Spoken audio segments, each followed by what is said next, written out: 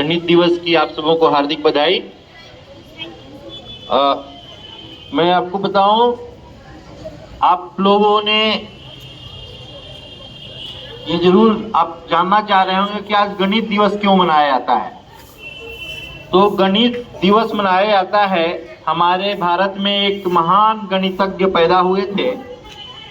एक तो हमारे जिले में पैदा हुए थे, श्री वशिष्ठ नारायण सिंह जी। ये बसंतपुर बगल में हमारा गांव है, आरा प्रखंड में पड़ता है। वो ये भी बहुत महान गणितज्ञ थे, अभी हाल फिलहाल में मरे हैं।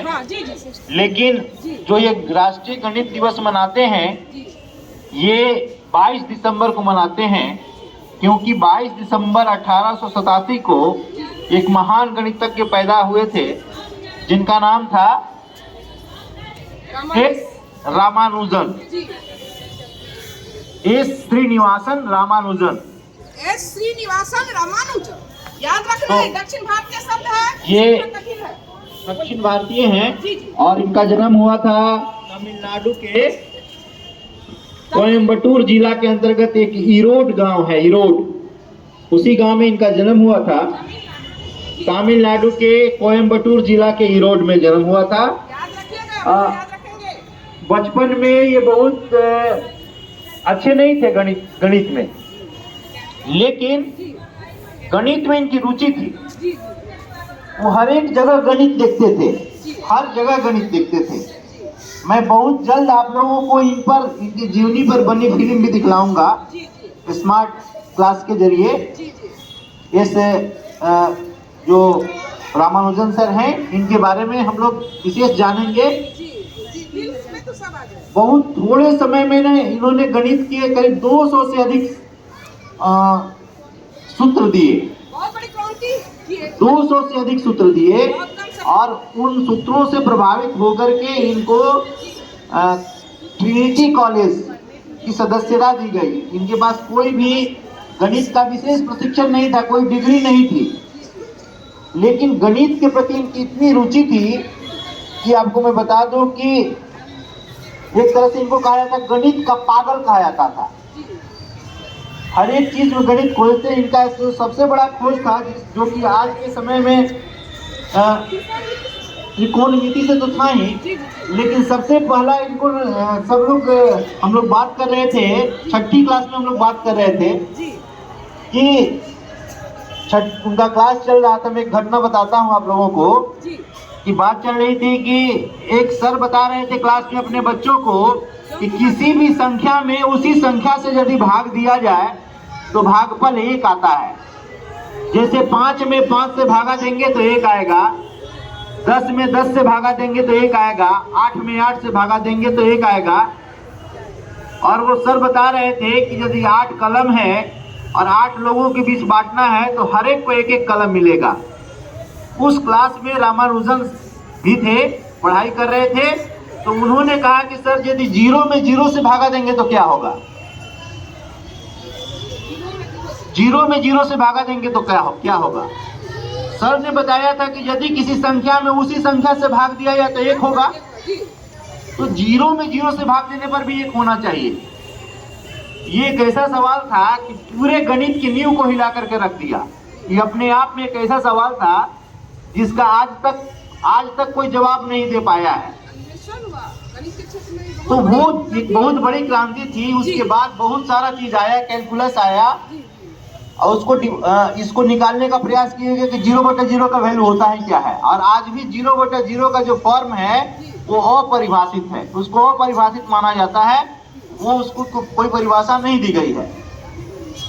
तो ये जो 0/0 का कंसेप्ट था, ये लाने वाले एस रामानुजन है। एक बहुत बड़ी क्रांति थी, और इसके आधार पर आगे बहुत सारे सिद्धांत आए इसी आधार पर। तो ये सचमुच में एक ऐसी थी कि इनको कहा जाता था कि मैन ऑफ इंफिनिटी।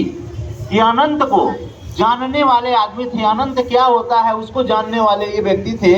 हालांकि बहुत ही कम उम्र में इनकी मृत्यु हो गई। एक और जान करके आपको आश्चर्य होगा कि गणित के पीछे इतने पागल थे ये कि जो स्कूल में जाते थे पढ़ने के लिए, तो अन्य जो विषय पढ़ाए जाते थे उसमें भी वो गणित ही पढ़ते थे। जिसका परिणाम हुआ कि इंटर में ये 5 बार फेल हुए थे, इंटर पास नहीं कर सके थे, इंटर में पास 5 बार फेल किए।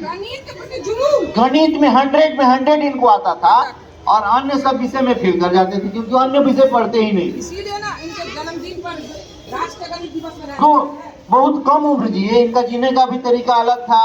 विदेश में चले गए, विदेश में ठंड रहती है, लेकिन पूजा पाठ करने वाले आदमी थे, एकदम 4 बजे उठेंगे और उसी समय स्नान करेंगे, मीट मदिरा कुछ नहीं सेवन करते थे। अब विदेश में वहाँ पर का जो मौसम है, ठंडा मौसम, जहाँ के लिए ये सब जरूरी होता है, वहाँ भी नहीं लेते थे। और उस समय इनको टीबी हो गया, और टीबी उस समय जानलेवा हुआ करता था, और उसी से इनकी जान भी गई। बीमारी के बाद ये बहुत कम उम्र में, मात्र 33 साल की उम्र में, 33 इयर्स की उम्र में वो दुनिया छोड़ करके चले गए। तो ये उनका पूरा जीवन परिचय है। हम लोगों को उनके जैसा पागल नहीं होना है, लेकिन उनके बारे में जानने का प्रयास करना है, और उन्होंने जो बात छोड़ी है उसको समझना है। बहुत सारा सीख इससे मिलता है। आप एक विषय पढ़ करके नहीं कुछ कर सकते हैं। आपको यदि सफल होना है तो सभी क्षेत्रों में सफल होना पड़ेगा, लेकिन एक विषय से भी आपकी पहचान हो सकती है, ये भी है। तो ये है, 3 साल तक तो वो बोल भी नहीं पाते थे कुछ, शुरुआती के 3 साल वो बोल भी नहीं पाते थे। तो वो जो थे, उनके परिवार वाले बड़े चिंतित थे कि ये बोल भी नहीं पा रहा है, आगे क्या करेगा। लेकिन शुरुआती 3 साल वो बहुत बाद में बोले, देख लो। और क्या बोलते हैं, 13 साल की उम्र में उस समय की सबसे कठिन पुस्तक हुआ करती थी ट्रिग्नोमेट्री की। उस पूरे पुस्तक को उन्होंने एकदम मतलब सॉल्व कर लिया था। इतने तरीकों से सॉल्व कर लिया था कि जो किताब को लिखने वाला था वो भी उतने तरीकों से वो उसको सॉल्व नहीं कर पाया था। वो थे 7वां 8वां में पढ़ते थे और BA और MA के बच्चों को पढ़ाते थे। जो BSc और MSc के बच्चे थे उनको गणित पढ़ाते थे, ट्रिग्नोमेट्री के बारे में। तो इस तरह से उनके बारे में कहा जा सकता है कि वो वास्तव में एक महान गणितज्ञ थे।